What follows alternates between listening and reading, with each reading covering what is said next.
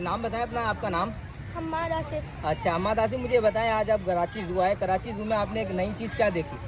ये mini zoo है, इधर जो एनिमल्स पहले बंद हुआ करते थे आज वो ओपन है, खुले हुए हैं और हम लोग उनको हाथ लगा रहे हैं और वहाँ में मज़ा आ रहा है ऐसे।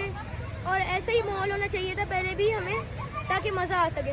तो आप शुक्रिया अदा करना चाहेंगे जिनके तवज्जो से ये मिनी ज़ू बनाया गया है मेयर कराची मुर्तज़ा तक, उनके क्या पैगाम देना चाहेंगे?